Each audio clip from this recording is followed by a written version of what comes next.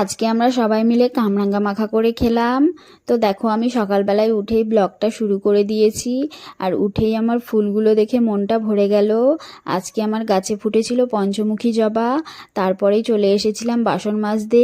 আগে সকালে বাসি কাজগুলো তাড়াতাড়ি সেরে ফেলছি, কারণ আজকে তো বৃহস্পতিবার, পুজো দিতে তো সময় লাগবে। তারপরে ঘরটাকে গুছিয়ে নিয়েছিলাম, তারপরে চলে গেছিলাম স্নান করতে। স্নান সেরে চলে এসেছি পুজো দিতে। এদিকে সব ঠাকুর বাসনগুলো মেজে নিয়ে চলে আসলাম। আর ফুলটা আমি আগেই তুলে রেখে দিয়েছিলাম। তারপরে চলো পুজোটাকে দিয়ে দিই। সুন্দর করে ঘরটাকে পেতে দিয়েছি লক্ষ্মীর। তারপরে আমার পুজো দেওয়া কমপ্লিট হয়ে গেছে। চলে গেছিলাম রান্না করতে, রান্নাবান্নাও হয়ে গেছিলো। তারপরেই দেখো তোমাদেরকে দেখিয়ে দিই কি আজকে রান্না করেছিলাম। প্রথমেই ছিল সাদা ভাত, আর আমার বিশাল জোরে খিদে পেয়ে গেছিলো, কারণ সকাল থেকে আমি কিছু খাইনি।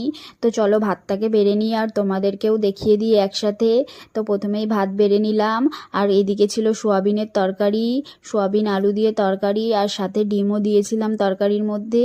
আর ছিল বরবটি আলু ভাজা আর বেগুন ভাজা। আর আমি সোয়াবিন অত ভালোবাসি না, আর ডিমও আমার অত ভালোবাসি না, তাই বলে ভাজা দিয়েই খেয়ে নিয়েছিলাম। তারপরেই দেখো বিকেলে উঠে চলে এসেছিলাম মাখা খেতে। এসে দেখছি এদিকে সব মাখার তোড়জোড় চালু হয়ে গেছে।